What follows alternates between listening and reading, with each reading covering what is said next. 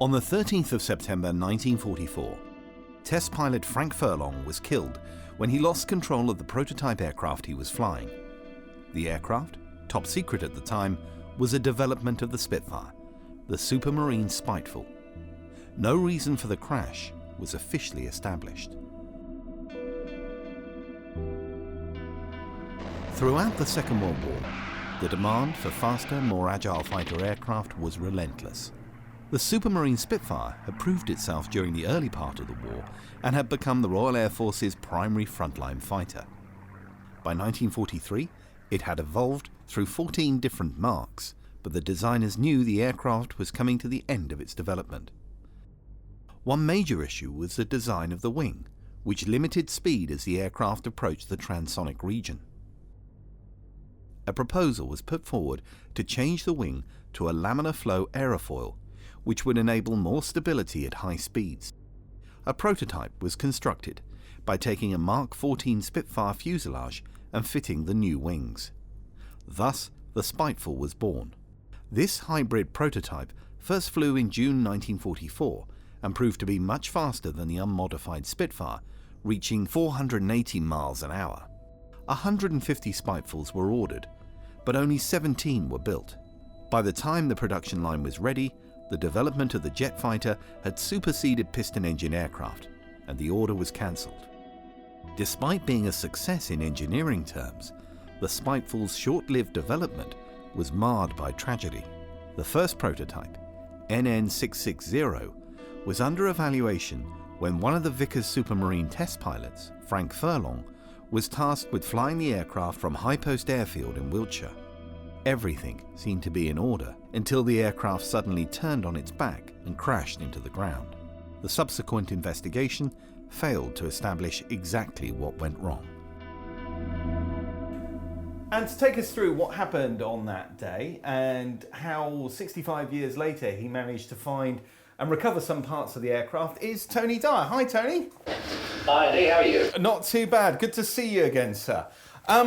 Tell us then, let's take us through what actually happened on that fateful day back in 1944, the last flight of the Spiteful. Well, basically, the aircraft had first flown in June with Geoffrey Quill, who was a well-known test pilot for Supermarine, and he managed to get Frank Furlong in.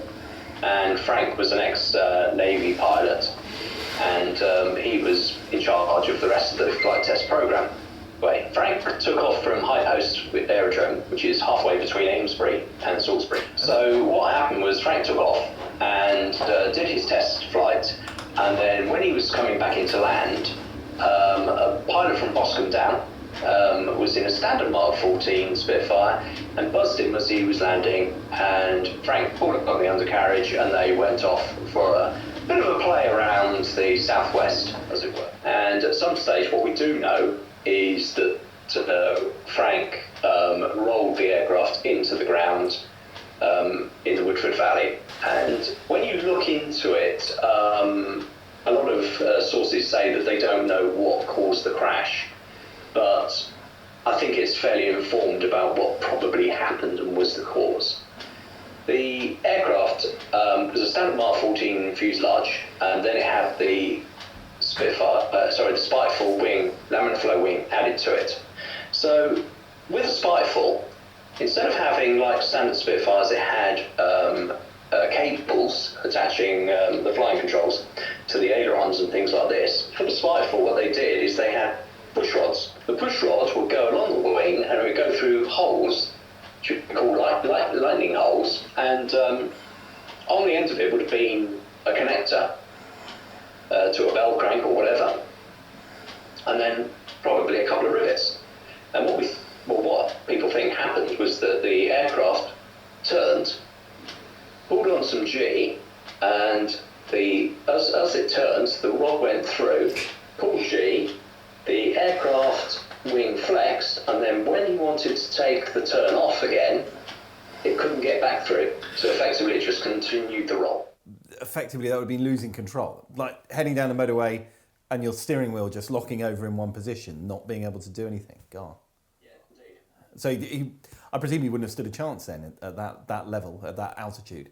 No, they were pretty low. low level, we think, at the time. And yes, basically it hit a rather nice part of the Woodford Valley. So how did you come to know about the crash? And because you've been there, you've seen the crash site, you've actually recovered some bits. Where's your story starting this? How did you come about? I bought quite a few bits. I always knew about the crash site ever since I've lived around here, and I bought some bits that had been recovered back in the 80s. And I thought, I wonder if there's anything still left there. And I spoke to a chap who worked at Vickers Supermarine at the time, and he said, oh, there'll be nothing left, nothing whatsoever. So I thought, well, let's get the license and see how we get on. And I have found quite a few bits and pieces, some of it from the cockpit area, a lot of engine, a lot of cut bits of skin, things like, from the aircraft. And so Frank Furlong himself, the pilot, was killed. He's an interesting character. He was actually a jockey as well. Yes, he was. His father owned a very famous race horse called Reynoldstown. And Reynoldstown won the Grand National 2 years running. And the first year, Frank rode the horse as jockey. But later, when he joined the Navy, because he joined the Navy to fly, and he was down in Yeovilton, and he was in the crew room there. And this was in the sort of phony war period up until about May 1940, when things really started kicking off.